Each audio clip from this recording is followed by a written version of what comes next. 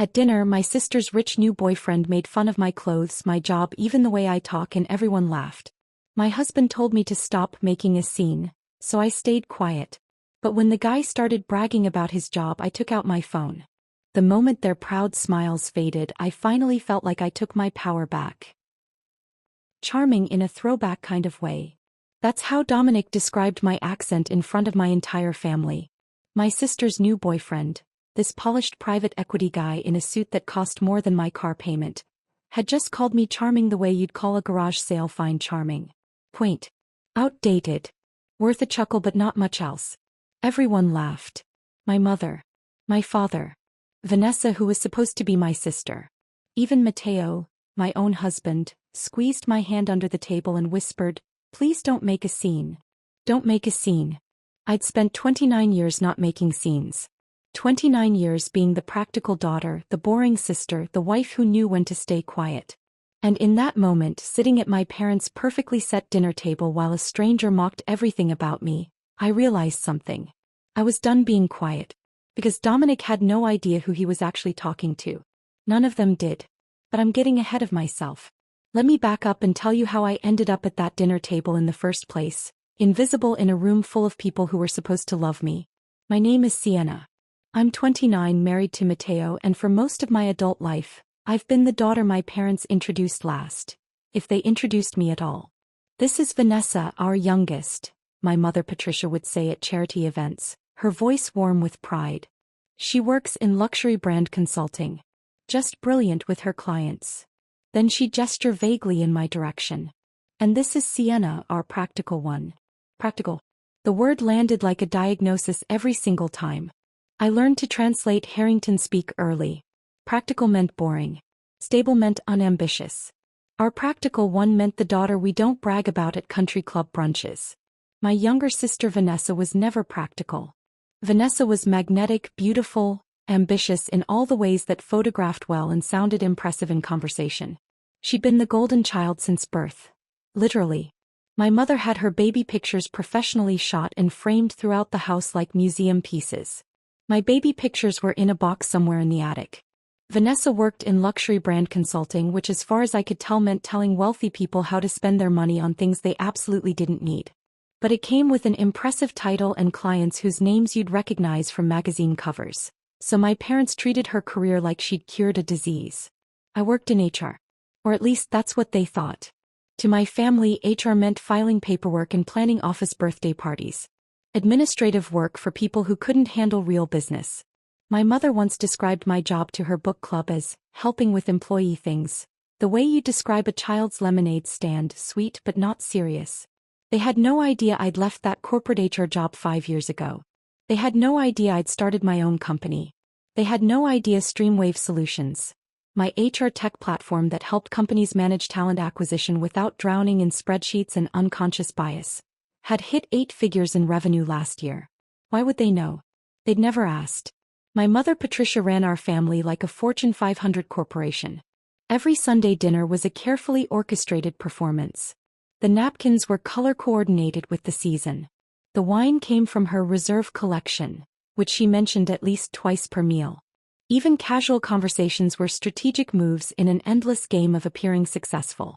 The house itself was a monument to achievement, or at least the appearance of it. Original artwork on the walls, purchased because the artist was someone important my mother had met at a gala. Furniture that looked expensive because it was expensive, chosen by an interior designer whose name my mother dropped regularly.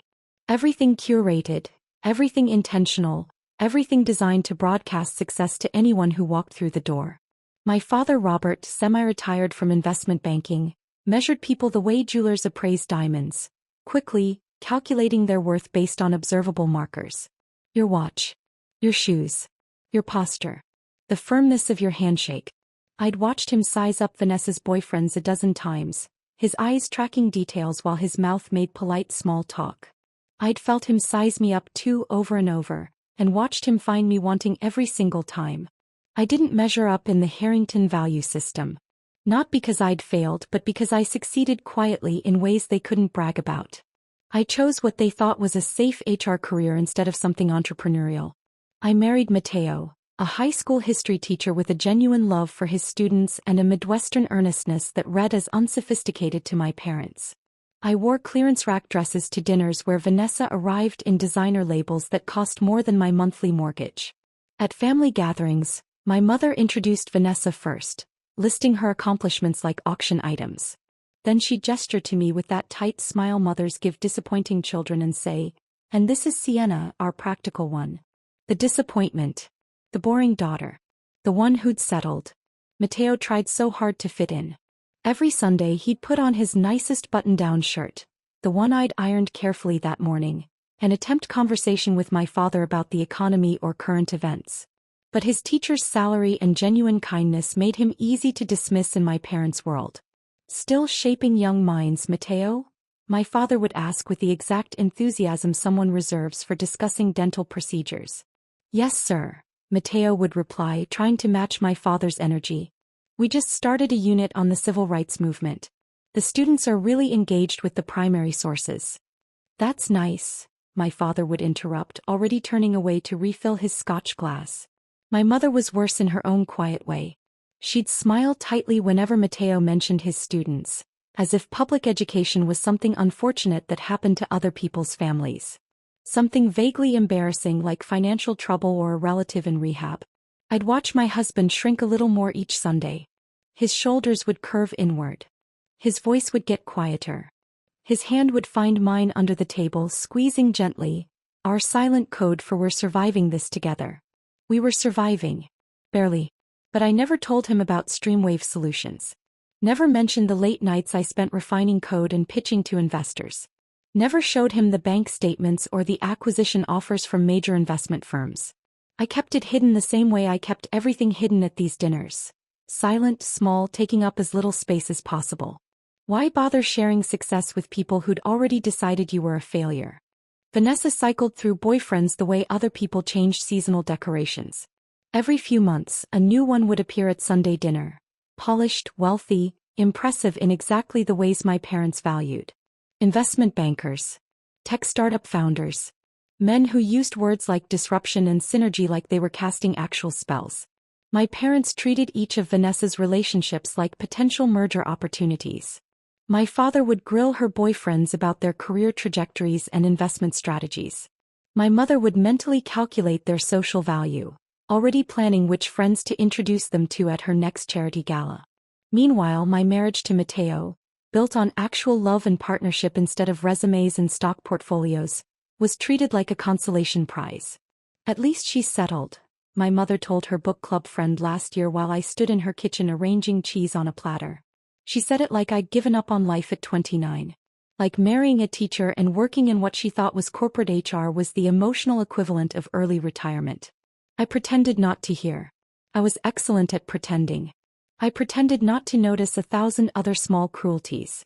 The way my father's eyes glazed over when I spoke. The way my mother seated me at the far end of the table during holiday dinners, positioned between elderly relatives hard of hearing and children too young for adult conversation. The way Vanessa's smallest accomplishments were celebrated with champagne while my actual achievements went completely unnoticed. But I kept a mental ledger. Every dismissal, every condescending comment, every time I was introduced as "our practical one," I filed it away like receipts in a folder marked evidence of everything wrong with this family. I told myself it didn't matter.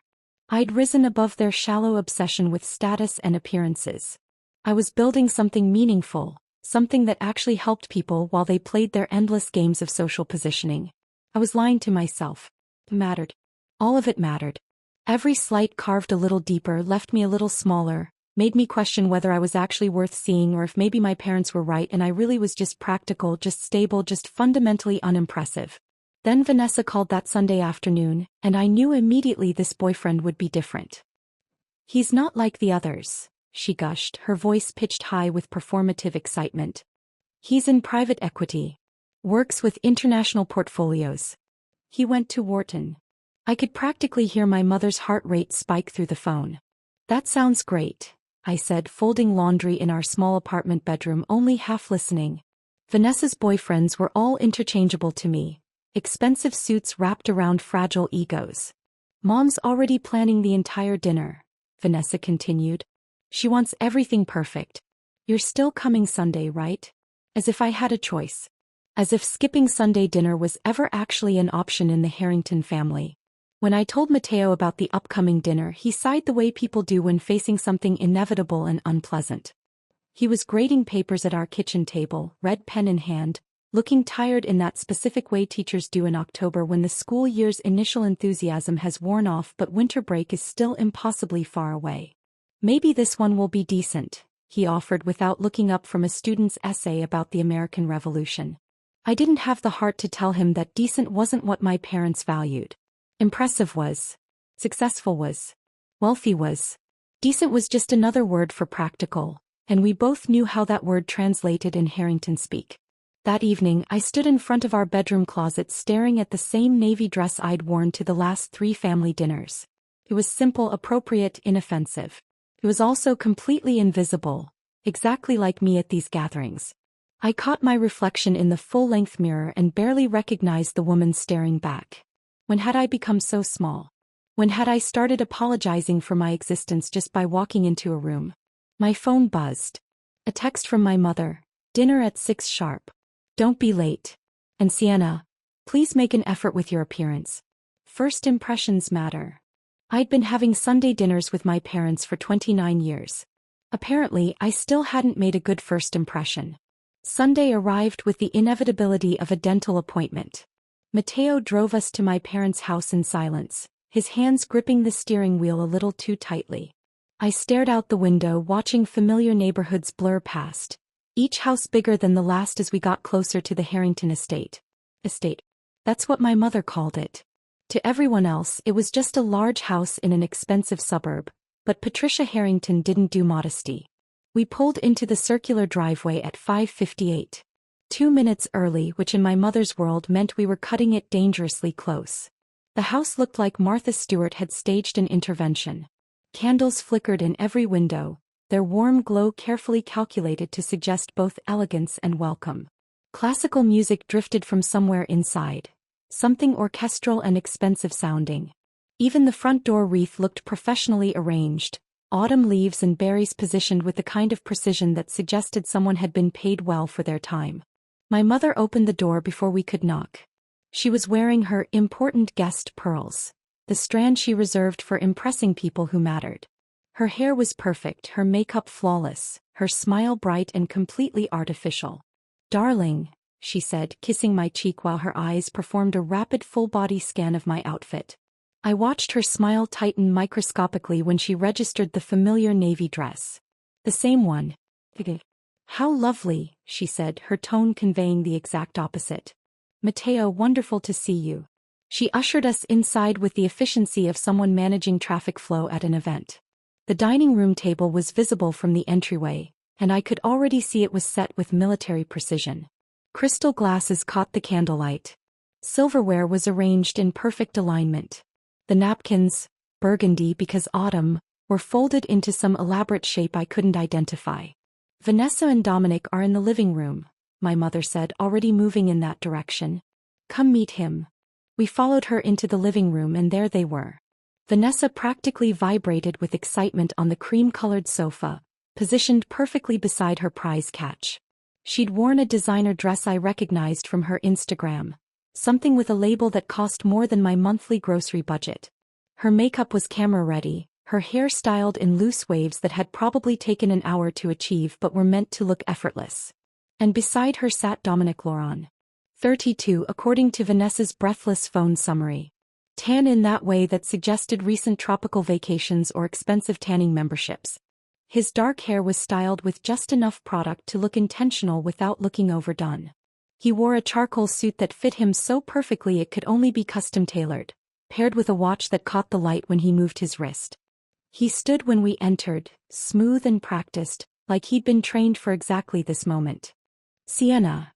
Vanessa jumped up, her enthusiasm pitched high for maximum performance value. "This is Dominic. Dom, this is my older sister and her husband Mateo." Dominic extended his hand with a smile so white and perfect it looked engineered. "Pleasure to meet you both," he said, his voice warm and confident. "Vanessa's told me so much about her family." His handshake was firm, practiced, The kind they teach at executive networking seminars. Not too strong, not too weak, just enough pressure to convey confidence and competence. Nice to meet you, I said, extracting my hand. Matteo shook hands next, and I watched Dominic's eyes flick briefly to Matteo's simple watch, his off-the-rack blazer, making calculations I'd seen my father make 1,000 times. So you're a teacher, right? Dominic asked, his tone friendly but faintly condescending. That's admirable work. Really admirable. Admirable. The word people use when they mean noble but pointless. My father appeared from the kitchen carrying his signature scotch, already halfway through the glass. Robert Harrington, he said, extending his hand to Dominic with more warmth than he'd shown Matteo in 4 years of marriage. Heard great things. Private equity, Vanessa tells us. And just like that, Dominic had the floor. We moved to the dining room and I watched the performance unfold exactly as I'd predicted. Dominic held court like a keynote speaker at a conference, my parents hanging on every buzzword-laden sentence. The landscape right now is all about strategic diversification, Dominic said, swirling his wine with casual expertise. You can't just throw capital at opportunities anymore. It's about leveraging predictive analytics to optimize cross-sectoral positioning. My father leaned forward, enchanted. That's exactly right. Too many people chase trends without understanding fundamental value propositions. I had no idea if my father actually understood what Dominic was saying, or if he was just matching energy with someone who sounded impressive. My mother's eyes glittered with satisfaction, the same look she got when her charity galas exceeded fundraising goals. This was exactly what she wanted for Vanessa. Not love, not partnership, but this. A man who could hold his own in conversations about money and markets, who wore the right watch and had the right pedigree. Vanessa beamed beside Dominic, her hand resting possessively on his arm, her laugh a little too loud at his mediocre jokes. She was performing too, playing the role of adoring girlfriend to this impressive man, basking in the reflected glory of his apparent success. I pushed asparagus around my plate and felt Matteo's knee press against mine under the table. Our silent code. We're surviving this together. But something felt different tonight. Even Matteo seemed diminished in a way I hadn't seen before. His shoulders curved inward. His responses to questions came out quieter than usual, almost apologetic. So Matteo, my father said during a brief pause in Dominic's monologue, still teaching American history? Yes, sir, Matteo replied. We just started a unit on Reconstruction. The students are really engaging with the primary source materials. That's good, my father interrupted, already turning back to Dominic. So you were saying about the acquisition pipeline? I watched Matteo's face close off slightly, retreating into himself the way he always did at these dinners. Then Dominic's attention shifted and I felt the temperature in the room drop. So Sienna, he said, his tone still friendly but edged with something sharper, more assessing. Vanessa mentioned you work in HR? The way he said HR made it sound like I managed a complaints department at a call center. Yes, I said, keeping my voice even and professional. I handle talent acquisition and employee relations for a tech company. Ah, tech. Dominic nodded slowly, condescendingly. Must be interesting. You know, I consult with a few tech startups on the side, mostly on the business development end. The HR side is so administrative, you know? Important work, obviously, but not exactly where the real strategy happens. I felt Matteo tense beside me. Someone has to make sure the strategists don't end up in harassment lawsuits, I said lightly. The table offered polite chuckles. That nervous, performative laughter that signals everyone knows an insult just landed but no one wants to acknowledge it. Dominic smiled wider. Touché. But seriously, have you ever thought about pivoting? You seem smart. Maybe transition into something more growth-oriented? Business operations, maybe strategic planning. Before I could respond, my mother jumped in. Sienna's always preferred stability over risk, she said, her voice warm but dismissive. She's very practical that way. There was again. Practical. The word that defined my entire existence in this family. The table murmured agreement. My father nodded like she'd made an excellent point. Vanessa smiled sympathetically, as if my career choices were a chronic condition she'd learned to accept. I felt something crack inside my chest. Small but significant, like the first fracture in a dam before the whole thing breaks. Dominic wasn't finished. Well, nothing wrong with practical, he said, though his tone suggested otherwise. But you know what they say, real success requires calculated risks. That's how wealth is actually built. He gestured vaguely at the expensive dining room, the implication clear. This is what success looks like, and you'll never achieve it by playing it safe. My father raised his glass slightly in agreement. Dominic turned his attention back to Matteo. And teaching man respect. Seriously. Teachers are heroes. Underpaid heroes, but heroes. He chuckled, shaking his head. I actually considered teaching once, during my gap year before Wharton. Thought I'd do teach for America, give back to the community. But then I realized I could make more impact through capital allocation, Help more people by creating jobs and economic opportunity. My father actually nodded like Dominic had just shared profound wisdom. Matteo's jaw tightened, but he said nothing. His knee pressed harder against mine under the table. The dinner continued, and Dominic's condescension grew bolder with each course. He commented on my dress during the salad course. That's a cute dress, Sienna. I love that color, so classic. Very timeless. Cute. Timeless. All code words for cheap, outdated, something you'd find at a clearance sale. Vanessa giggled. Sienna's always been more understated with fashion. Understated. Another word that meant boring. During the main course, Dominic suggested Matteo look into educational consulting. Seriously, man, you should consider it, he said, cutting into his steak with practiced precision. There's real money in it. These private consulting firms that work with school districts. They pay way better than classroom teaching. You've got the expertise. Might as well get compensated properly for it. The implication was clear. You're wasting your potential on a job that doesn't pay enough. Matteo forced a smile. I appreciate the suggestion. I'll look into it. But he wouldn't. We both knew he loved teaching, loved his students, loved the actual work even if the salary was modest. Then came the comment that finally broke something in me. We were between the main course and dessert when Dominic leaned back in his chair, relaxed and confident, and turned to me with a smile that didn't reach his eyes. Sienna, I have to say, I love your accent. It's charming. Very throwback. Where are you from originally? Rural Pennsylvania, I said quietly. Ah, that makes sense. He nodded like he'd solved a puzzle. It's charming in a throwback kind of way. Very authentic. Charming. Throwback. Authentic. He just called my accent. The slight rural twang I'd never fully lost despite years of trying to soften it. Quaint and outdated. Worth a chuckle but not much else. The table laughed. My mother. My father. Vanessa. And Matteo, my husband, the man who'd promised to honor me, to stand beside me, squeezed my hand under the table and leaned close. Please don't make a scene, he whispered. 5 words that cut deeper than anything Dominic had said all night. I froze, my fork halfway to my mouth. Don't make a scene. I'd spent 29 years not making scenes. So I did what I'd always done. I smiled. Stayed quiet. Let them continue their performance while I disappeared into myself. But inside something had shifted. Dessert arrived on my mother's finest china. Individual servings of tiramisu arranged with the kind of precision that suggested she'd special ordered them from that Italian bakery downtown she loved to mention in conversations. The one where the pastry chef trained in Milan. My mother served each plate personally, a ritual she performed when she wanted to emphasize her role as the perfect hostess. She set one in front of Dominic with a warm smile, then moved around the table with decreasing enthusiasm until she reached me. Enjoy, she said to the table generally, settling back into her seat.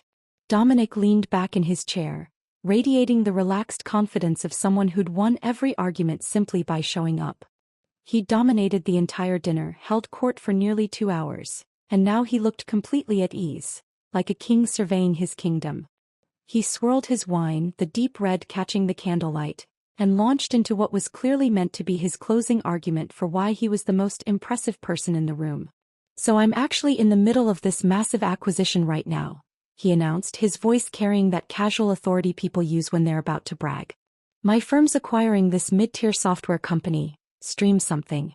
Can't remember the exact name off the top of my head. My fork stopped halfway to my mouth. It's a decent logistics platform, he continued, completely oblivious. Nothing revolutionary but solid fundamentals. We're planning to gut the existing structure, bring in new leadership, restructure the tech stack, and flip it for triple the valuation. Classic value extraction play. He said it so casually, like he was discussing weekend golf plans, completely unaware that he was describing my company. My company. Streamwave Solutions. The platform I'd built from absolutely nothing 5 years ago when I'd left a toxic corporate HR job and risked everything. Our savings, our stability, my reputation, to create something meaningful. Something that actually helped people. The company that had consumed my nights and weekends for half a decade. The one I'd coded myself in the beginning, sitting at our kitchen table at 2 in the morning because I couldn't afford to hire developers yet. The one that had nearly bankrupted us twice before it finally gained traction. The company that hit 8 figures in revenue last year. And this fraud sitting across from me couldn't even remember its name. That sounds incredibly complex, my mother cooed, her eyes bright with admiration. How do you manage all the moving pieces? Dominic waved his hand dismissively, false modesty practically radiating off him. It's what I do. You develop instincts for these things after enough deals. Knowing which companies have hidden value, understanding market positioning, seeing opportunities other people miss. My father leaned forward, eager to demonstrate his own financial acumen. What's the timeline on something like that? 6 months? A year? We're targeting close in 90 days, Dominic said confidently. Fast execution is key in these situations. You don't want competitors sniffing around once word gets out. Vanessa gazed at him like he'd just invented currency. That's so impressive, babe. I can't believe you're working on something that big. I sat there, my fork trembling slightly in my hand, feeling a rage so pure and cold it sharpened every thought in my head to crystal clarity. Because I knew, absolutely, unquestionably knew, that Dominic Laurent had zero connection to the actual acquisition team at Apex Capital Partners. I'd sat through every single meeting with Apex. 5 months of negotiations, presentations, due diligence sessions. I'd reviewed every document, every contract draft, every organizational chart. I'd shaken hands with the managing directors, the legal team, the financial analysts. I knew the names of their assistants. I knew which partner took her coffee black and which one had a daughter starting college in the fall. Dominic's name had never appeared once. Not in emails.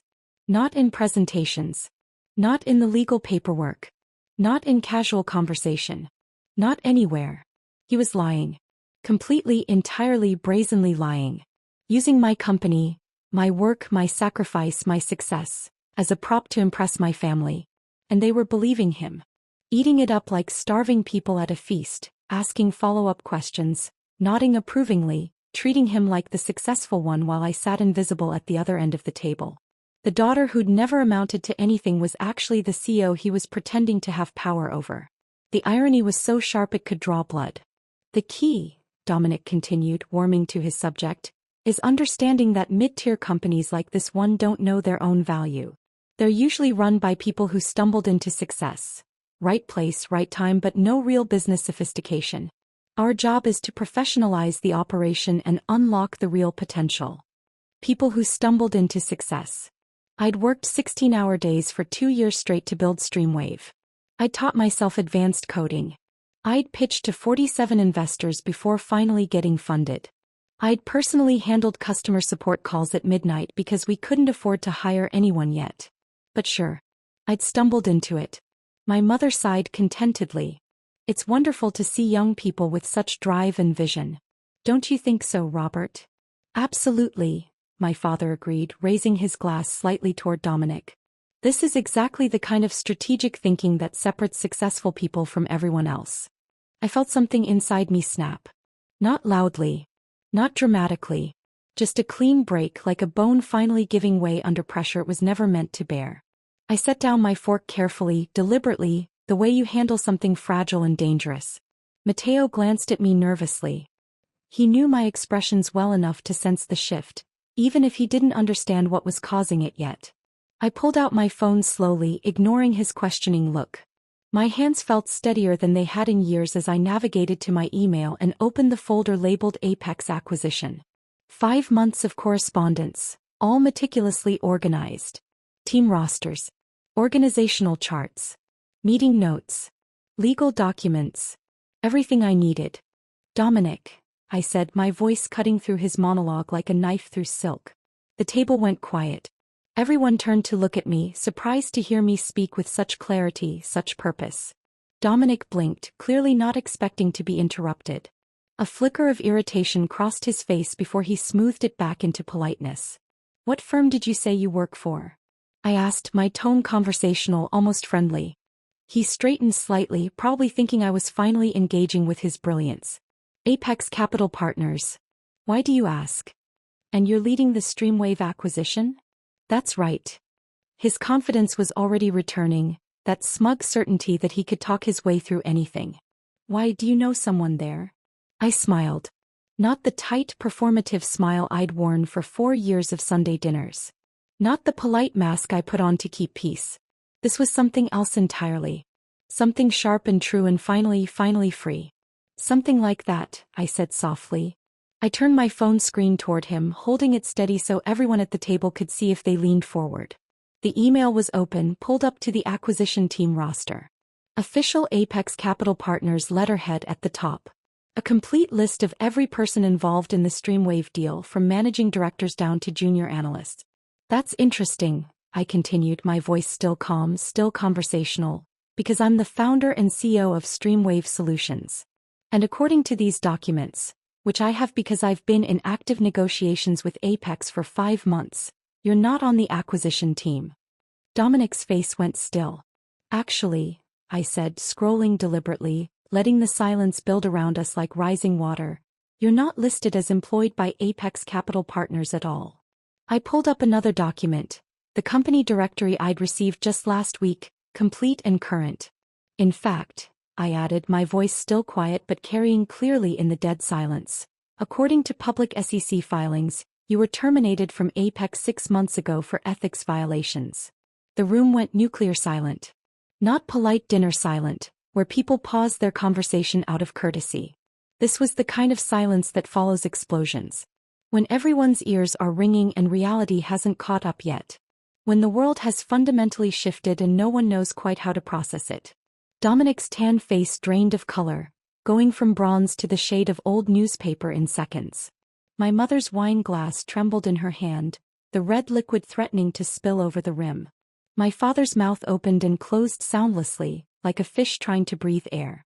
Vanessa stared at Dominic, her expression shifting from confusion to horror in slow motion, every emotion playing across her perfect features as the truth settled in. And Matteo looked at me like he was seeing his wife for the first time in 4 years of marriage. Really seeing me. The woman who'd been invisible at this table for so long had just become the only person in the room that mattered. I kept my phone steady, the evidence clear and indisputable on the screen. And I waited. Dominic's mouth opened and closed twice before any sound came out. "There must be some kind of misunderstanding," he finally managed, his voice lacking all the smooth confidence that had carried him through dinner. "Corporate structures are complicated. Sometimes names don't appear on every document." "These aren't just any documents," I interrupted, my voice still calm, still steady. "These are official team rosters. Legal filings. Communication logs. Your name isn't missing by accident, Dominic. It's missing because you were never part of this deal." His face had gone from newspaper pale to flushed red, panic setting in as his carefully constructed facade crumbled in real time. I wasn't done. Not even close. My fingers moved across my phone screen with absolute certainty, pulling up another file. The adrenaline flooding my system should have made my hands shake, but instead they felt steadier than they had in years. Like I'd been preparing for this moment my entire life without knowing it. "Actually, Dominic, I have more here," I said, scrolling through the documents I'd saved months ago during my due diligence research. "SEC filings are public record, you know. Anyone can access them if they know where to look." I turned the screen toward the table again, angling it so everyone could see clearly. The document header read, "Securities and Exchange Commission, Employment Termination Disclosure." "This is from 6 months ago," I explained, my voice taking on the tone I used in business presentations. Clear, factual, impossible to argue with. Apex Capital Partners filed this disclosure as required by law when they terminated a senior employee for cause. I scrolled down to the relevant section, where Dominic's full name appeared in black and white. "You were let go for falsifying client reports and misrepresenting deal involvement to secure personal bonuses," I read aloud. The investigation found you'd been claiming credit for acquisitions you had no role in, inflating your performance metrics and creating fictional client relationships. Vanessa made a small wounded sound, something between a gasp and a whimper. The kind of noise that escapes when something inside you breaks suddenly and completely. My mother sat frozen, her perfect hostess mask finally cracking like porcelain under pressure. Her mouth was slightly open, her eyes wide, all her careful composure shattered. My father stared at Dominic with an expression I'd never seen before. The look of a man who'd just realized he'd been completely, thoroughly fooled. His analytical mind was clearly recalculating everything, running the numbers on how badly he'd misjudged this situation. So the billion-dollar deal you've been bragging about? I continued, my voice still eerily calm. That's my company. The company I founded 5 years ago. The company I built from nothing while working 70-hour weeks. The company that's actually in acquisition talks with Apex, except you have zero connection to it. I looked directly at Dominic, holding his gaze. You've been lying about everything. The silence that followed was absolute. Even the classical music that had been playing softly in the background seemed to have stopped, though that might have just been my perception narrowing to this single moment. Dominic's jaw worked soundlessly. His hands gripped the edge of the table, knuckles white. Then he stood abruptly, his chair scraping against the hardwood floor with a sound so harsh it made my mother flinch. You don't know what you're talking about, he said, but his voice had lost all its authority. It came out thin, desperate, the sound of a man drowning and grasping for anything to keep himself afloat. You're taking things out of context. Those documents don't tell the whole story.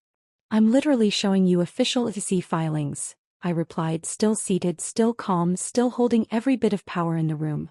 What context makes fraud acceptable?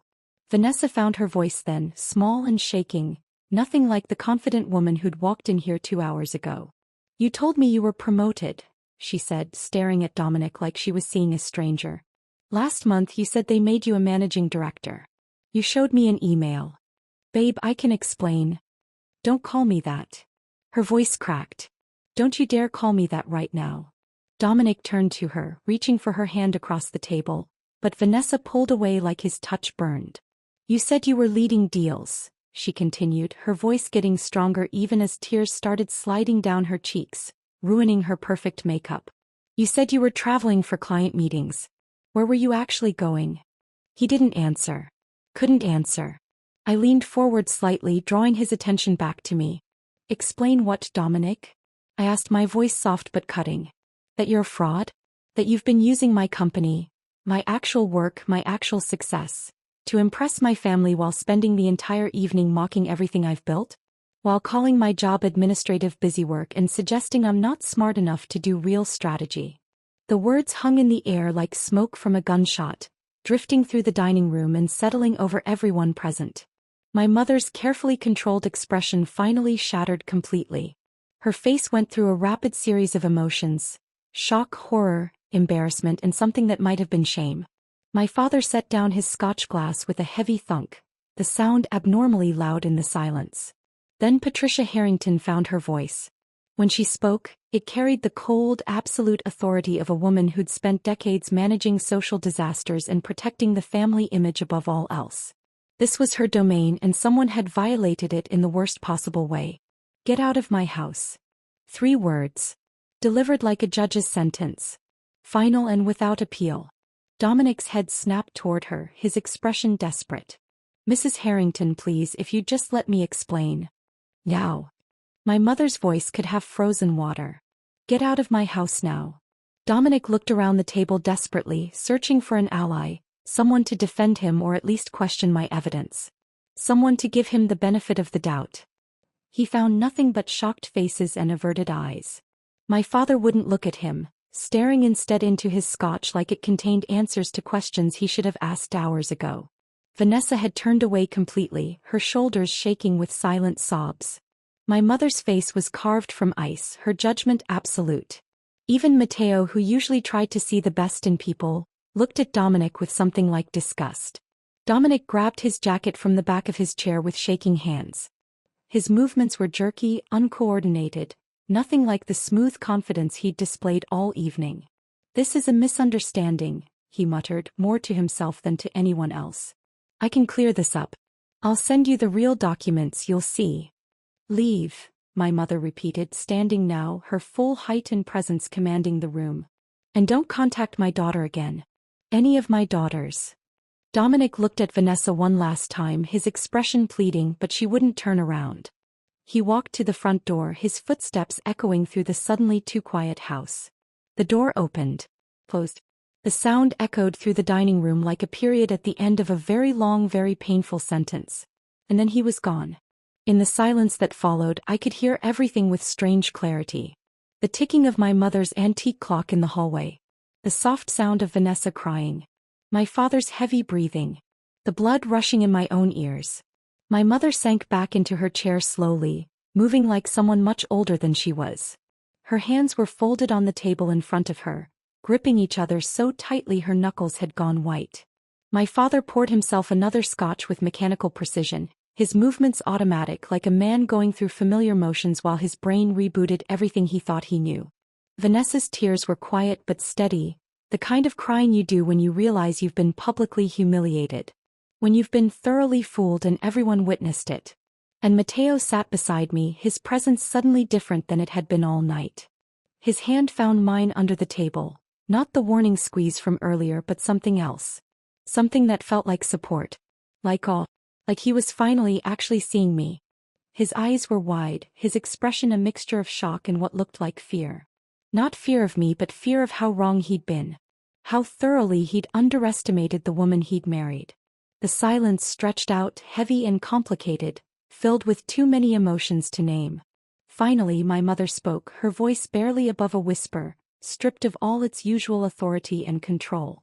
Why didn't you tell us? I looked at her directly, meeting her eyes for maybe the first time in years without immediately looking away. About your company, she continued, her voice shaking slightly. About any of this. About who you really are. The question hung in the air between us, loaded with years of assumptions and dismissals and casual cruelties.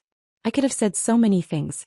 I could have listed every time they'd talked over me, every accomplishment they'd ignored, every moment they'd introduced me as our practical one, while celebrating Vanessa's smallest achievements. But I didn't. Instead I said simply, you never asked. The truth of it settled over the table like ash after a fire. Soft and gray and impossible to brush away. They'd never asked because they'd never thought to ask. Never imagined I could be anything more than what they'd decided I was. Practical, boring, safe, small, settled, disappointing. The daughter who didn't quite measure up. Except I'd measured up just fine. They'd just been using the wrong ruler. The silence after those words, you never asked, felt like it had physical weight pressing down on everyone at the table. Vanessa was the first to move. She pushed back her chair with a scraping sound that broke the stillness, stood without looking at any of us and walked toward the stairs. I watched her go, her movements stiff and mechanical like someone in shock trying to remember how their body worked. Her footsteps on the stairs were heavy, deliberate. Then came the sound of her old bedroom door closing. Not slamming, just closing with a finality that somehow felt worse than anger would have. A moment later I could hear the muffled sounds of crying through the ceiling. Soft at first, then louder, the kind of crying that comes when you finally stop trying to hold it together. My mother stood abruptly, her chair scraping back. She began clearing plates with sharp, angry movements that had nothing to do with actual cleaning and everything to do with needing something, anything, to do with her hands. Silverware clattered against china with jarring loudness. A fork fell to the floor and she left it there, moving to the next plate with jerky, aggressive efficiency. My father sat completely motionless, still staring into his scotch glass like it held answers to questions he hadn't known existed an hour ago. His face had gone slack, all the usual analytical sharpness replaced with something that looked like genuine confusion. Matteo finally spoke, his voice low and uncertain. We should probably go. He said it gently, like someone trying not to startle a wounded animal. His hand was still holding mine under the table, but the grip felt different now. Less supportive, more desperate, like he was anchoring himself to something familiar while everything else shifted around him. My mother stopped mid-motion, a dessert plate suspended in her hands. She stood frozen like that for a long moment, staring at the half-eaten tiramisu, before setting it down carefully on the sideboard. Wait, she said. Something in her voice was different. Smaller. All the usual command and authority had drained out of it, leaving behind something I'd never heard from Patricia Harrington before. Uncertainty. Sienna, she stopped, her mouth opening and closing as she searched for words that apparently didn't exist. Her hands gripped the edge of the sideboard, knuckles white. I need to understand. She turned to face me fully, and I saw that her perfect composure had completely shattered. Her eyes were red-rimmed. Her lipstick had worn off hours ago. She looked older, smaller, like someone had deflated her from the inside. You own a company, she said slowly, carefully, like someone learning a foreign language. Worth how much? I met her gaze steadily, not looking away this time, not making myself smaller to fit her comfort level. 8 figures in revenue last year, I said clearly. We're currently in acquisition talks with Apex Capital Partners and 2 other major investment firms. The projected valuation is between 40 and 60 million, depending on which offer we accept. My father's head snapped up so fast I heard his neck crack. The number had finally penetrated his shock, cut through the fog of scotch and embarrassment and reached the part of his brain that understood what those figures actually meant. 60 million, he repeated, his voice hoarse. You built a $60 million company. Built and currently run, I confirmed. I have 43 employees across 3 offices. We serve over 200 corporate clients. Last quarter we expanded into the European market. My mother lowered herself slowly back into her chair, like her legs had stopped working properly. And we never knew, she whispered. No, I agreed. You never knew. Matteo's hand tightened on mine and I turned to look at him. His face had gone pale, his eyes wide with an expression I couldn't quite read. Shock definitely. But something else underneath it. Something that looked uncomfortably like fear. We should go, he said again, quieter this time. Let your family process this. But he wasn't thinking about my family. I could see it in the way he wouldn't quite meet my eyes, the way his free hand kept rubbing his knee. A nervous habit he had when something made him deeply uncomfortable. He was the one who needed to process. Can we talk? I asked him quietly. Privately. He nodded, looking relieved to have an excuse to move, to do something other than sit in this room filled with the wreckage of assumptions. We stood and I followed him into the hallway, away from my parents who remained frozen in the dining room like figures in a painting of a disaster. Matteo walked until we were near the front door, far enough that our voices wouldn't carry clearly back to the dining room. He turned to face me and for the first time in our 4 years of marriage I saw him look at me like I was a stranger. You own an 8-figure company, he said slowly, testing the words like they might be lies. You're in talks to sell it for $60 million. Yes. And you never told me. This time it wasn't a question. It was an accusation wrapped in confusion. I looked at him, really looked at the man I'd married. The high school history teacher who loved his students and graded papers at our kitchen table and made terrible jokes about the Constitutional Convention. The man who'd promised to honor me, to support me, to be my partner in everything. The man who'd whispered, "Please don't make a scene," while a stranger mocked everything about me. Would you have believed me? I asked quietly. If I'd told you 2 years ago or a year ago or even 6 months ago, would you have believed me? Or would you have thought I was exaggerating or gotten lucky, or somehow stumbled into success the way Dominic described? He flinched and I had my answer. Sienna. I'm tired, Matteo. The words came out heavier than I intended, weighted with 4 years of shrinking myself, of playing small, of apologizing for existing in spaces that were supposed to celebrate me. I'm so tired of being the disappointing daughter. Tired of being the boring sister. Tired of being the wife who needs to behave and not make scenes.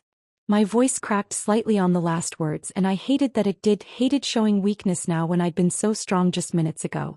I built something real, I continued. Something meaningful that actually helps people and creates jobs and changes how companies think about human resources.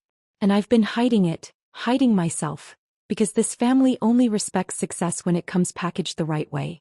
When it looks impressive enough, sounds important enough, makes them look good enough. Matteo's expression shifted, shame mixing with what looked like genuine realization washing over his features. I should have defended you, he said quietly, his voice rough. Tonight. Every Sunday night for the past 4 years. Every time your father dismissed your work or your mother introduced you as our practical one. I let them make you feel small because it was easier than confronting them. Because I was He stopped, swallowed hard. I was scared of them. Of their judgment. Of not measuring up in their world. The admission hung between us, honest and painful. I'm sorry, he added. I'm so sorry, Sienna. The apology was genuine. I could hear it in his voice, see it in the way he couldn't quite meet my eyes. But it also felt late, like flowers brought to a funeral. Beautiful, meaningful, but unable to change what had already happened. Yes, I said simply. You should have. We stood there in the hallway, surrounded by family photos on the walls. Pictures of holidays and graduations and celebrations that suddenly felt like evidence of a life I'd never actually lived. A life where I was always in the background, always slightly out of focus, always just barely included in the frame. I wondered if our marriage could survive this. If Mateo could handle being married to the version of me that existed outside this house. The version that ran board meetings and negotiated with investors and made decisions that affected dozens of people's livelihoods. Or if he needed me to stay small, stay quiet, stay the version of Sienna that fit comfortably into his world.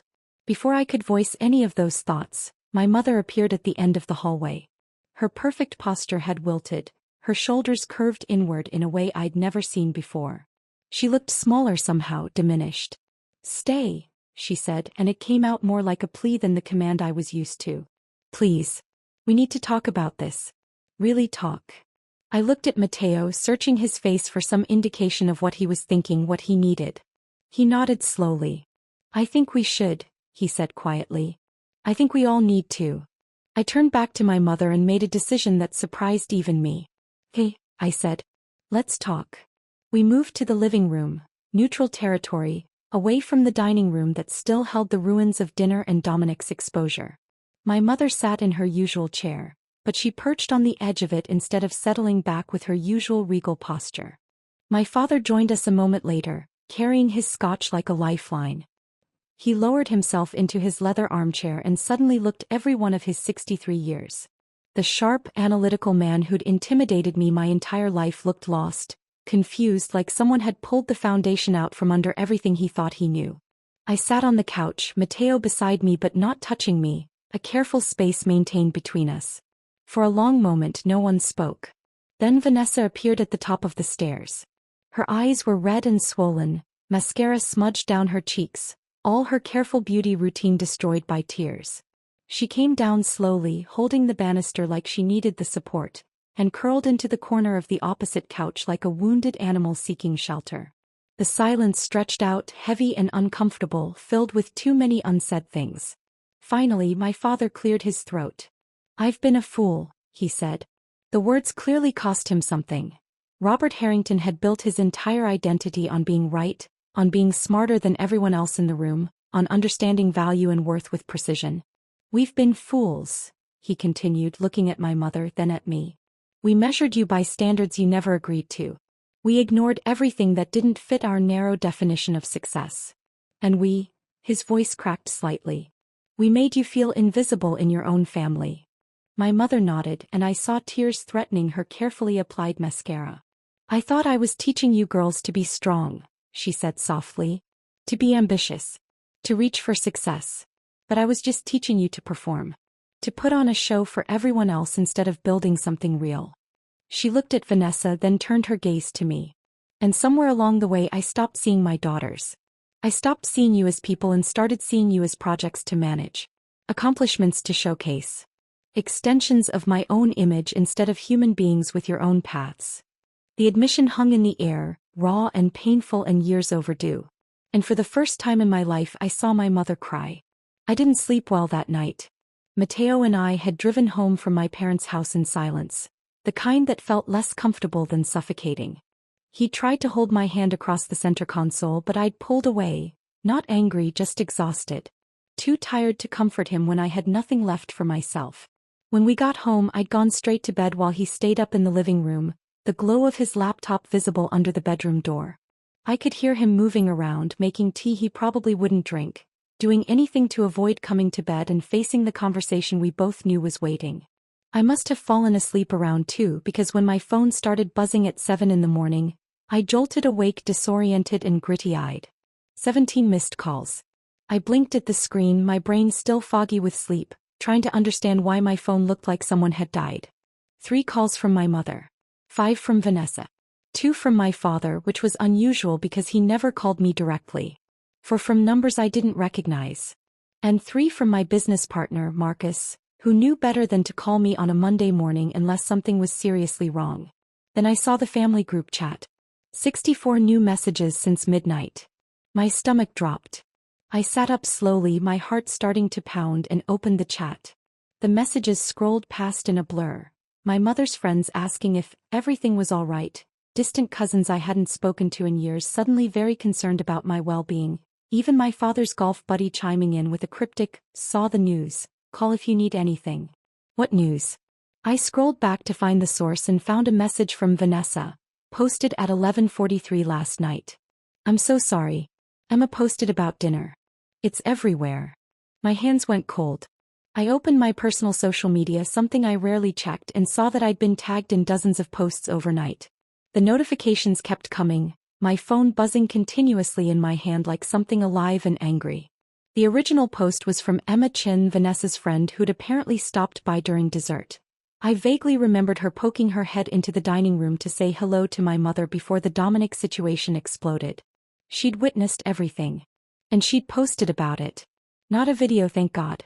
But a detailed blow-by-blow account written with the kind of breathless excitement people reserve for witnessing car crashes or celebrity meltdowns. "Just witnessed the most insane family dinner of my life," Emma's post began. "The quietest woman at the table, literally has said maybe 5 words all night. Absolutely destroyed her sister's rich boyfriend by casually revealing she's secretly a millionaire and he's been lying about everything." The silence that followed. I can't. The man went from bragging about acquiring her company, that he didn't know was hers, to getting kicked out of the house in under 5 minutes. This woman is my new hero. The post had been shared 4,000 times. 4,000. It had hundreds of comments, people I'd never met discussing me like I was a character in a TV show they were binge-watching. This is the energy I need in 2024. The quiet ones are always the most dangerous. I need this woman's name so I can apply to work for her company. Imagine spending a whole dinner mocking someone and then finding out they're your boss's boss's boss. My phone buzzed again. A text from Marcus, my business partner. "You're a meme.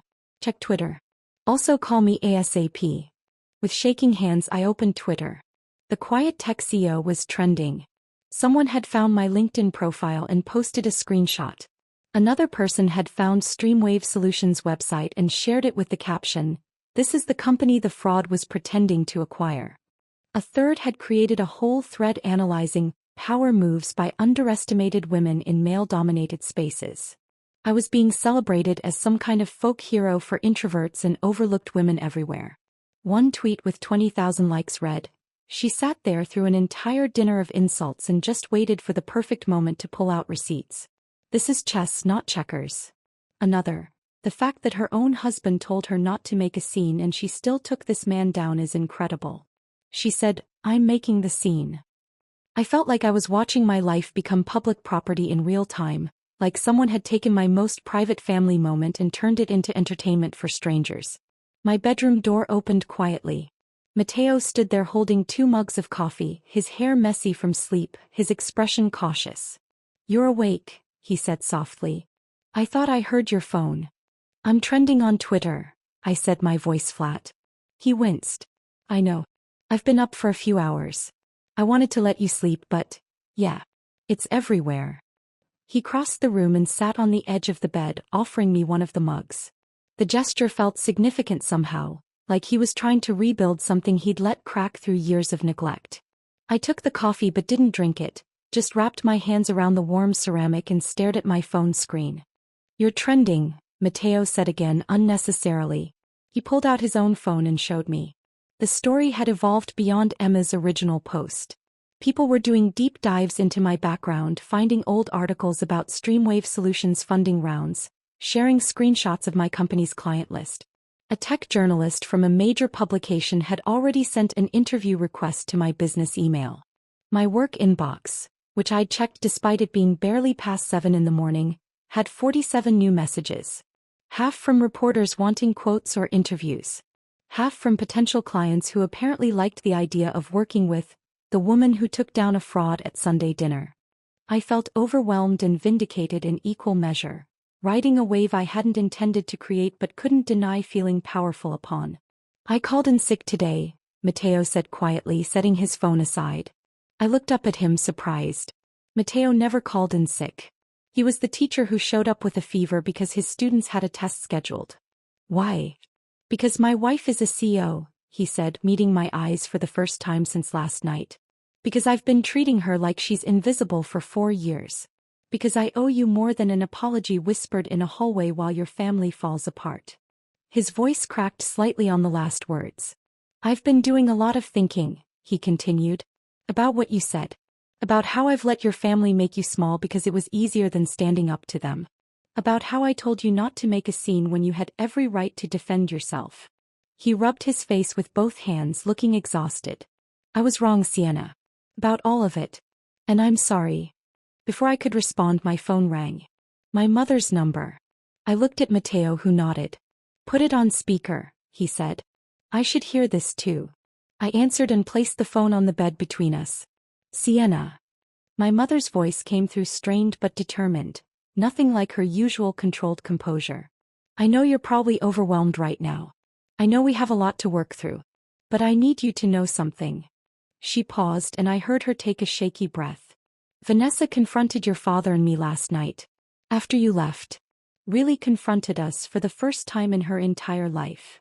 I closed my eyes, bracing myself for whatever was coming. She said we'd created a family where only certain kinds of success mattered, my mother continued, her voice getting thicker. Where she felt constant pressure to date impressive men and have an impressive career just to earn our approval. She said she's been performing for us her whole life and she's exhausted. I heard my mother's breath hitch. She said watching you finally speak up gave her permission to do the same. She said if you could stand up to Dominic and to us after years of being dismissed, then she could too.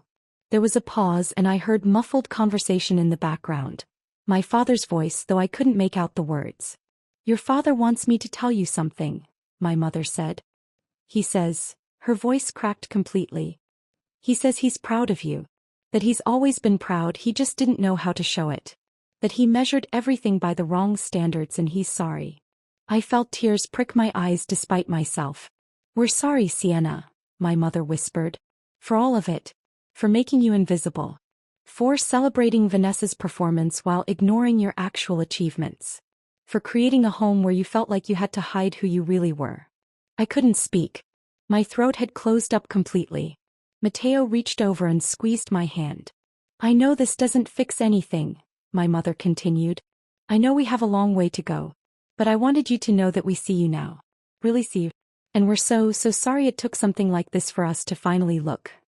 She hung up before I could respond. I sat there in bed, coffee going cold in my hands, staring at the phone.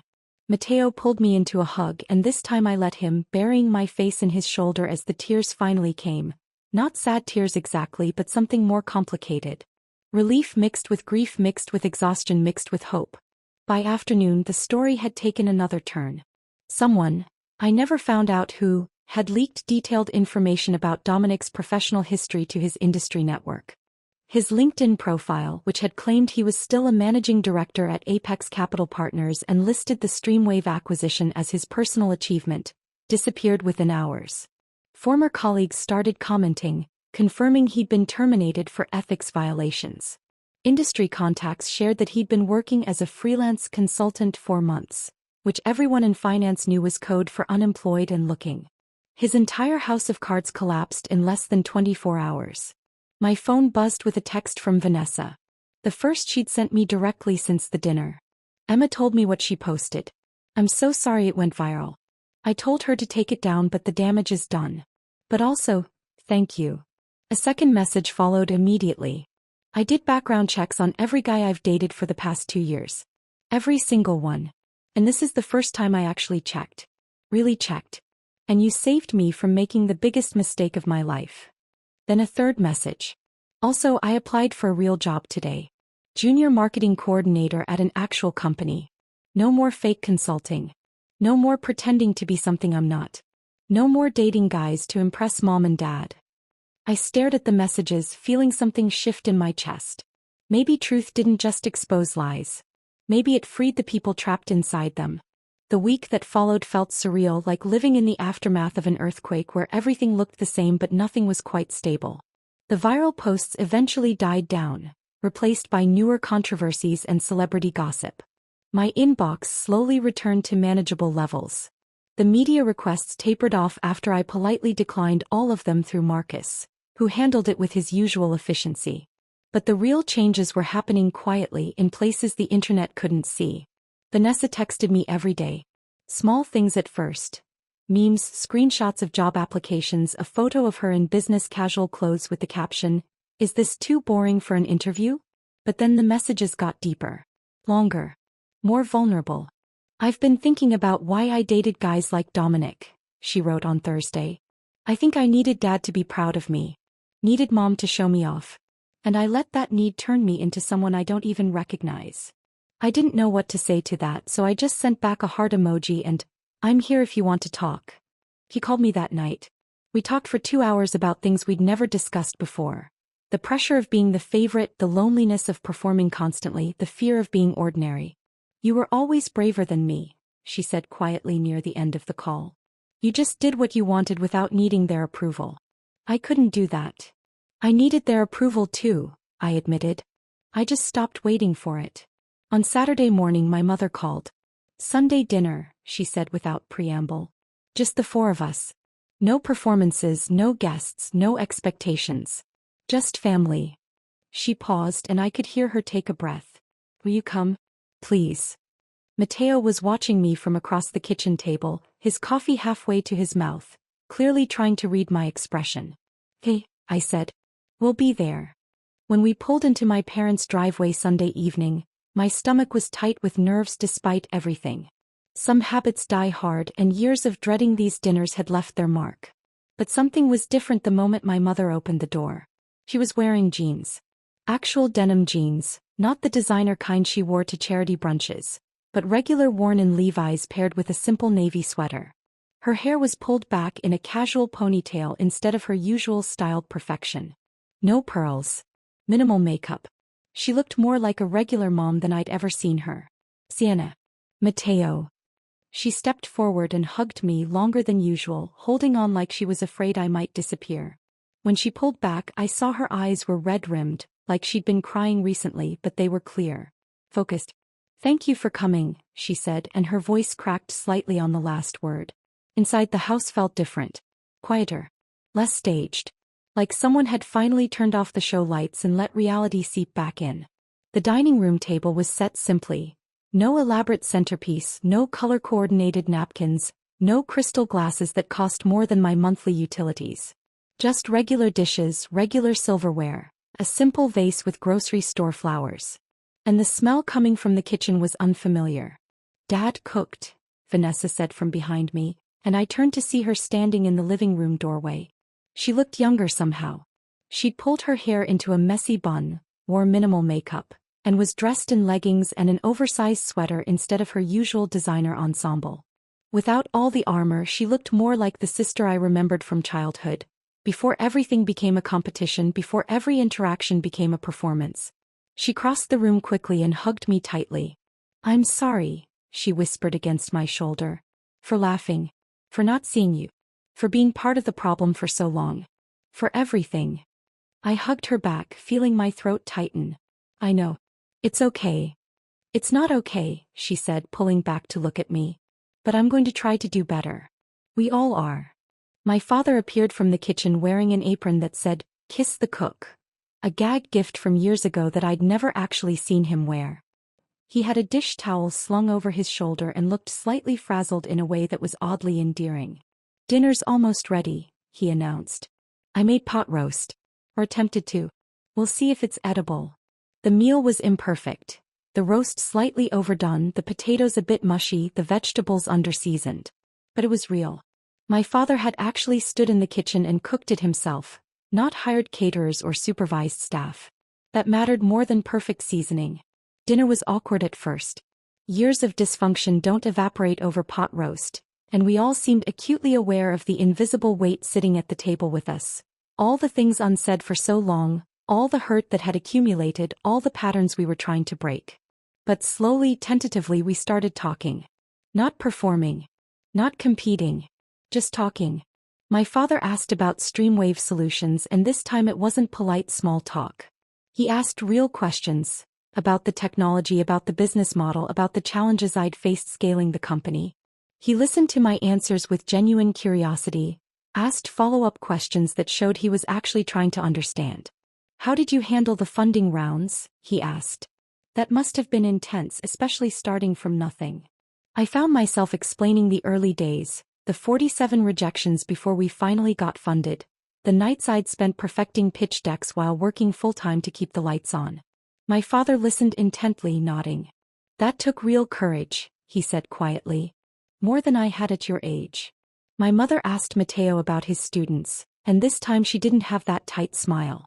She actually engaged with his stories, laughed at the funny parts, asked genuine questions about his teaching philosophy. There's this kid in my third period, Matteo said, warming to his subject the way he always did when talking about his students. Came in convinced he hated history. Thought it was all dead people and memorizing dates. But we've been doing this project where they research their own family histories, and he discovered his great-grandfather was part of the Tuskegee Airmen. That's wonderful, my mother said, and she actually meant it. What a gift to help kids connect with their own stories. Vanessa shared about the job she'd applied for, junior marketing coordinator at a mid-size firm, nothing glamorous or impressive by our family's old standards, but real and stable and honest. I'm terrified, she admitted, pushing food around her plate. I don't even know if I'm good at anything real. Everything I've done for the past 5 years has been smoke and mirrors. What if I can't actually do normal work? Her voice was small, vulnerable in a way I'd never heard from her. My mother reached across the table and took her hand. Then you'll learn, she said firmly. You'll make mistakes and you'll learn from them and you'll get better. And we'll be here while you do. Really here, not just watching and judging from the sidelines. Supporting you. Believing in you. She squeezed Vanessa's hand. Not performing for us, she added quietly. Just being you. Vanessa's eyes filled with tears and she nodded. After dinner, my father asked me to step outside with him. We moved to the back patio, the evening air cool and quiet, carrying the scent of autumn leaves and distant wood smoke. He stood at the railing, hands in his pockets, staring out at the yard. The landscaping lights had come on automatically, casting everything in soft amber. I owe you more than an apology, he said finally, not looking at me. More than just saying I'm sorry and hoping that fixes things. He turned to face me and I saw how uncomfortable he was with this kind of emotional honesty. It would have been funny if it wasn't so sad. This man who'd commanded boardrooms and negotiated million-dollar deals, struggling to tell his daughter how he felt. I measured your worth by standards I didn't even believe in, he continued. I built my whole life around wealth and status and appearances.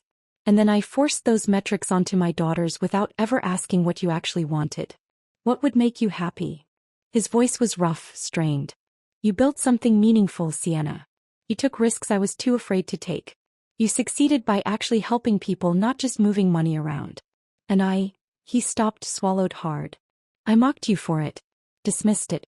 Made you feel small because I didn't understand it. Because it didn't fit into my narrow definition of success. I could see how much the admission cost him. I'm proud of you, he said, his voice cracking. So incredibly proud. I should have said that years ago.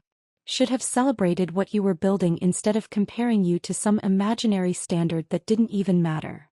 I felt tears prick my eyes and didn't try to blink them back this time. I needed to hear that, I said quietly. For so long I needed to hear that. He nodded, his own eyes wet. I know. And I'm sorry I made you wait. We stood there in comfortable silence as the evening darkened around us, and for the first time in my entire life, I felt truly seen by my father. Before Matteo and I left, my mother pressed a small envelope into my hand. Read this when you get home, she said. Please. In the car I opened it carefully. Inside was a letter.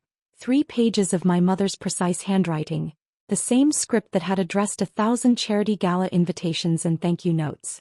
But this was different. Dear Sienna, it began. I've started this letter a dozen times and deleted it a dozen times trying to find the right words. But I've realized there are no right words for what I need to say. There's just the truth. The letter went on for 3 pages, unflinching and honest in a way I'd never seen from my mother. She admitted to years of emotional manipulation disguised as high standards. Apologized for creating a home where love felt conditional on performance. Acknowledged that she'd spent so long controlling how the family looked that she'd forgotten to see who we actually were. "I've started therapy," she wrote near the end. "I'm trying to understand why I needed everyone to be perfect instead of just letting them be real. Why I measured my worth as a mother by how impressive my daughters appeared instead of how happy they were." The last paragraph was simple. "I don't expect forgiveness immediately. I just want you to know I'm trying to change. That I see the damage I've done and I'm committed to doing better. You deserved better from me. You always did." She'd signed it simply, "Mom." I folded the letter carefully and slipped it into my purse. "That's a start," I said quietly to myself. Not a resolution. Not a fairy tale ending where everything was suddenly perfect. But a genuine beginning. Mateo reached over and took my hand as we drove home through the quiet streets. "Your family's actually trying," he said, and he sounded surprised. "Yeah," I agreed, lacing my fingers through his. "So are we." 3 months passed like pages turning in a book I was still learning to read. The acquisition closed in early December, finalized with signatures and handshakes and champagne in a conference room that overlooked the city. I'd negotiated to stay on as CEO through the transition period and beyond, maintaining control of the company's direction while gaining the resources to scale faster than I'd ever imagined possible. Marcus had hugged me after the final signing, whispering, "You did it. You actually did it."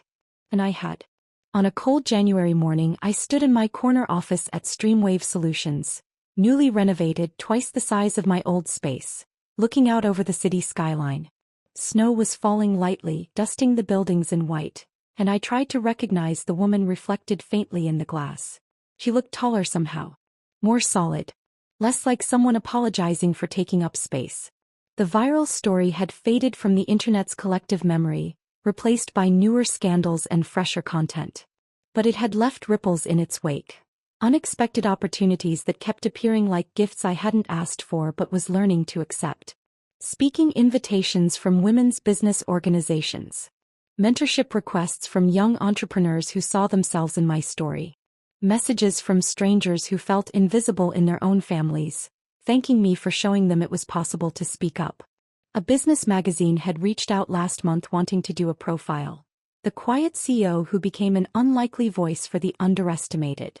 I'd hesitated, my instinct still to stay small, stay private, stay invisible. But then I'd remembered that dinner. That moment when I'd finally stopped shrinking. And I'd said yes. Not because I wanted fame or attention. But because I'd learned that staying silent didn't protect you. It just made you smaller. And maybe my story could help someone else find their voice sooner than I'd found mine. My assistant, Claire, knocked gently on the open door. "Your sister's here for lunch," she said with a smile. "Thanks. Send her in." Vanessa appeared a moment later, bundled in a winter coat, her cheeks pink from the cold. She'd cut her hair shorter, wore less makeup, dressed in business casual instead of designer labels. She looked more real somehow. More herself. "Hey," she said, crossing the office to hug me. "Sorry I'm late. The subway was a nightmare." "You took the subway?" I raised an eyebrow.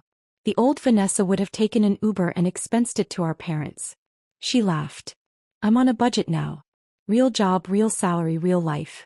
It's shockingly humbling." We'd started meeting for lunch every week after that first Sunday dinner, slowly rebuilding a relationship we'd never really had. Learning each other as adults instead of competitors. Discovering we actually liked each other when we weren't performing for an audience. I ordered sandwiches from the cafe downstairs, and we settled into the chairs by the window, the city spread out below us. "So how's the job?" I asked, unwrapping my turkey sandwich. Vanessa's face lit up in a way I'd never seen before. Genuine excitement, not the performative enthusiasm she used to display. "It's good. Really good, actually. I mean, I'm terrible at it sometimes," she admitted, laughing. "Last week I completely messed up a client presentation because I forgot to save the final version. Had to present the draft with typos and missing graphics. It was mortifying." "What happened?" "My boss helped me fix it and we rescheduled. And then she sat me down and gave me actual constructive feedback instead of just firing me or making me feel worthless." Vanessa shook her head, still seeming amazed by this.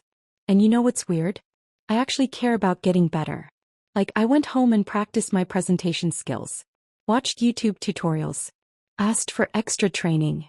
She paused, picking at her napkin. I spent so long performing for mom and dad that I forgot what it felt like to just be, she said quietly. To fail and try again without an audience judging whether I'm impressive enough. To work on something because I want to improve, not because I need to prove my worth. I understood completely. We'd both been performing different roles our entire lives. Her as the golden child, me as the disappointment. But we'd both been equally trapped in the script our parents had written. I'm glad you're finding yourself, I said. The real you. She smiled, but it was tinged with sadness. I'm 27. Feels late to be figuring out who I actually am. Better late than never. I guess. She took a bite of her sandwich, chewed thoughtfully. Mom asked if we'd both come to dinner next Sunday.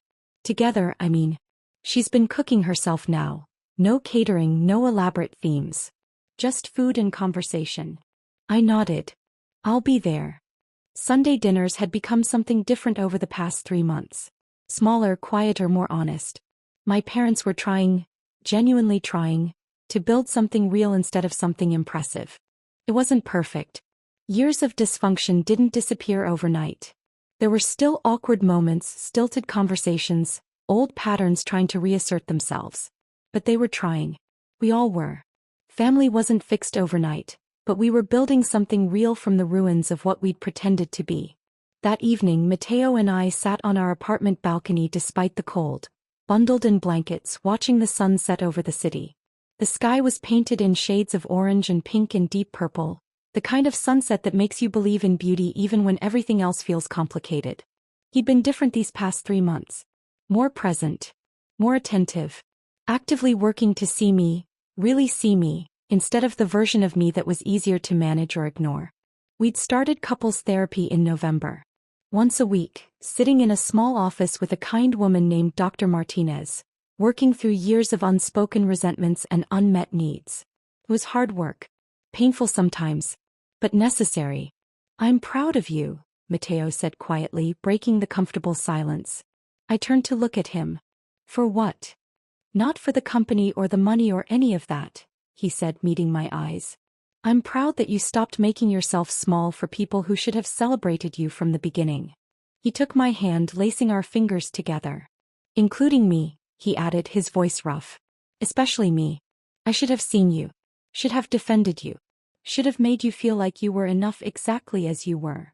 I leaned into him, resting my head on his shoulder, feeling the weight of being truly seen for the first time in my adult life. It was terrifying and exhilarating in equal measure. I'm proud of me too, I admitted quietly. That's new. He kissed the top of my head. Good. You should be. We sat in comfortable silence as the sun disappeared below the horizon, the city lights beginning to twinkle on one by one. My phone buzzed in my pocket. A text from Vanessa. Thank you for today. For being patient with me while I figure myself out. I love you. I smiled and typed back, love you too. Later that night, unable to sleep despite my exhaustion, I pulled out my mother's letter from the nightstand drawer where I'd kept it for the past 3 months. The paper was soft now from repeated handling, the folds worn. I'd read it dozens of times, finding new meaning in the words each time. The apologies were specific, detailed, honest in a way that suggested real self-reflection rather than performative guilt designed to make herself feel better. She'd written about her own mother, the pressure she'd felt to be perfect, the way she'd internalized those impossible standards and passed them down to us without realizing the damage she was doing. I thought love meant pushing you to be better, she'd written. I didn't understand that real love means accepting who you already are. At the bottom of the final page, she'd added something that had stuck with me since the first reading. I spent your whole life teaching you that a lady knows when to speak and when to listen. I was wrong. A strong woman knows when her voice matters, and then she uses it regardless of who's uncomfortable. I folded the letter carefully and placed it back in the drawer, an artifact of transformation that I'd probably keep for the rest of my life. For 29 years I'd been the quiet one. The invisible daughter who learned early that her voice didn't matter as much as her sister's. The disappointing child who could never quite measure up to standards she'd never agreed to. The wife who needed to behave, to not make scenes, to keep the peace at the cost of her own dignity. But silence was never weakness. It was strategy. It was observation. It was gathering strength while everyone else assumed I had none. And when I'd finally spoken, when I'd finally stopped shrinking myself to fit their comfortable expectations, I hadn't just exposed one liar. I'd freed an entire family from the prison of perfection they'd built around themselves. My parents were learning to be real instead of impressive. Vanessa was discovering who she was beneath the performance. Mateo was learning to see me instead of the idea of me he'd married. And I was learning that my voice had always mattered. I'd just been waiting for the right moment to use it. The quiet ones aren't weak. We're not invisible because we lack substance. We're not silent because we have nothing to say. We're just strategic, patient, observant, waiting for the moment when our words will have the most impact. And when that moment comes, when we finally decide to speak, to stand up, to take up the space we've always deserved, we don't miss. We don't waver. We don't apologize. We just tell the truth. And the truth, I'd learned, is the most powerful weapon anyone can wield. I turned off the bedside lamp and settled into bed beside Mateo, who was already asleep, his breathing slow and even. For the first time in my adult life, I felt at peace with who I was. Not perfect. Not impressive by anyone's standards but my own. Just real. Just enough. Just me. And that, finally, was more than good enough. This story of quiet power and perfect timing had you hooked. Hit that like button right now. My favorite part was when Sienna calmly pulled out her phone and revealed she was the CEO Dominic was lying about. What was your favorite moment? Drop it in the comments below. Don't miss more incredible revenge stories like this. Subscribe and hit that notification bell so you never miss an upload. Never miss an upload. Never miss an upload. Never miss an upload. Never miss an upload. Never miss an upload. Never